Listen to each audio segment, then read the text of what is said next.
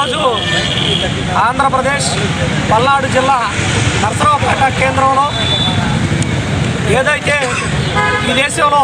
SC వర్గీకరణకు సంబంధించి గతంలో 2000 సంవత్సరం నుండి 2004 సంవత్సరం వరకు ఆంధ్రప్రదేశ్ ఉమ్మడి రాష్ట్రంలో వర్గీకరణ అమలైతే అది ఈ రాష్ట్రంలో ఉండబడినటువంటి ఆనాటి ముఖ్యమంత్రి చంద్రబాబు నాయుడు గారు ఒంటెద్దు పోకడలతో రాజ్యాంగాన్ని ధిక్కరిస్తూ ఆర్టికల్ 341, 342ని వ్యతిరేకిస్తూ ఇచ్చినటువంటి తీర్పుని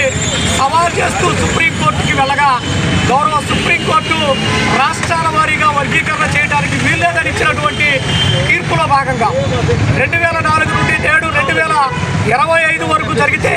గత సంవత్సరం 2024లో అదే సుప్రీంకోర్టు కేంద్ర ప్రభుత్వ కమిషన్ల ద్వారా కొన్ని సూచనలు చేస్తే ఆ సూచనల మేరకు ఆంధ్రప్రదేశ్ రాష్ట్రంలో వన్ మ్యాన్ కమిషన్ వేసి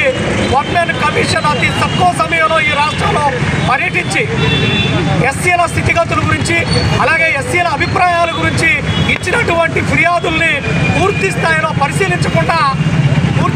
పరిశీలించకుండా ఈ రాష్ట్రానికి నివేదిక ఇస్తే ఇచ్చినటువంటి నివేదికని గౌరవ ఎవరైతే ఎమ్మెల్యేలు మంత్రులు ఉన్నారో రాష్ట్ర ప్రభుత్వం 5గురితో కూడినటువంటి ఒక సబ్ కమిషన్ వేస్తే ఆ సబ్ కమిషన్ ఆ నివేదికని ఆమోదించడాన్ని పూర్తిగా మానమహానాడు వ్యతిరేకిస్తూ ఉంది. పూర్తిగా ఇది రాజ్యాంగ వ్యతిరేకమైనటువంటి తీర్పుగా రాజ్యాంగ వ్యతిరేకమైనటువంటి మీరు ఇచ్చినటువంటి ఒక సలహాగా మేము వ్యతిరేకిస్తూ ఏదైతే ఈ రాష్ట్రంలో ఉమ్మడిగా ఉండబడినటువంటి ఎస్సీలను విభజించేటటువంటి కుట్ర, ఎస్సీల్లో ప్రధానంగా మానల జనాభాను తగ్గించేటటువంటి కుట్ర, ఈరోజు ఏదైతే 40 లక్షల జనాభాను మాత్రమే మానలను చూపిస్తూ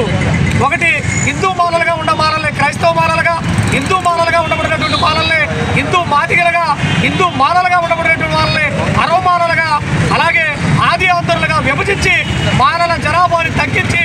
నేడు మానల్ని అణిచివేసేటువంటి ధోరణి ఈ రాష్ట్రంలో కూటమి ప్రభుత్వం మొదలు పెట్టుకుంటా ఉంది. కూటమి ప్రభుత్వం పెట్టుకున్నటువంటి ఏదైతే ఆమోద ముద్ర వేసి ఈ నెల 20వ తేదీన వర్గీకరణని అమలు చేస్తామని చెప్తున్నటువంటి దీనిని పూర్తి స్థాయిలో మానమహానాడు వ్యతిరేకిస్తూ ఉంది. మీరు అమలు చేసినటువంటి పరిస్థితి కనుక ఉంటే ఈరోజు ప్రతి జిల్లాలో జాతీయ అధ్యక్షులు బోళ్ళ కుమార్ గారి ఆదేశాల మేరకు ప్రతి జిల్లాలో అంబేద్కర్ గారి విగ్రహాల వద్ద శాంతియుత నిరసన కార్యక్రమాలు చేపట్టాం.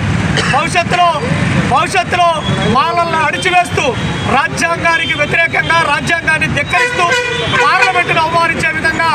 మీరు తీసుకునేటటువంటి నిర్ణయాలు కనుక ఉంటే ఎస్సీ వర్గీకరణ విషయంలో అమలు చేస్తామని ఒంటెద్దు పోకడంతో వెళితే ఖచ్చితంగా రాష్ట్ర వ్యాప్తంగా ఉద్యమాలు ఉవ్వెత్తున నెసపడే ఉద్యమానికి ఉధృతంగా పోరాటాలు మొదలవుతాయని రాష్ట్ర ప్రభుత్వాన్ని హెచ్చరిస్తూ ఈరోజు ఇక్కడ నిరసన కార్యక్రమాన్ని తెలియజేశాం. భవిష్యత్తు కార్యాచరణ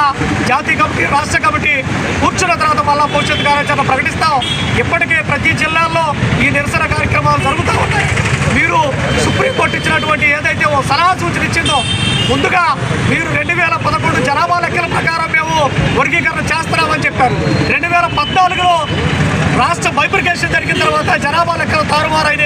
ఆంధ్రప్రదేశ్లో మెజారిటీగా మాలలు ఉన్నారు. ఈ మాలల మెజారిటీగా ఉన్నటువంటి జనాలను గుర్తించండి. అలా కాకుండా మీరు 2014 జూన్ 2 నుండి ఎంపారికల్ డేటా బయటకు తీయాలి తప్ప అలా కాకుండా 2011 జనాభాని మేము దృష్టిలో పెట్టుకొని అమలు చేస్తామంటే ఖచ్చితంగా మీ ప్రభుత్వాన్ని కూల్చేయడానికి, కూటమి ప్రభుత్వాన్ని కోకటి వేళ్లతో పెకిలించి వేయడానికి ఈ రాష్ట్రంలో మానవులను అడుగు బిగించాల్సి వస్తుందని ఈ సందర్భంగా ప్రభుత్వాన్ని హెచ్చరిస్తా ఉన్నాం.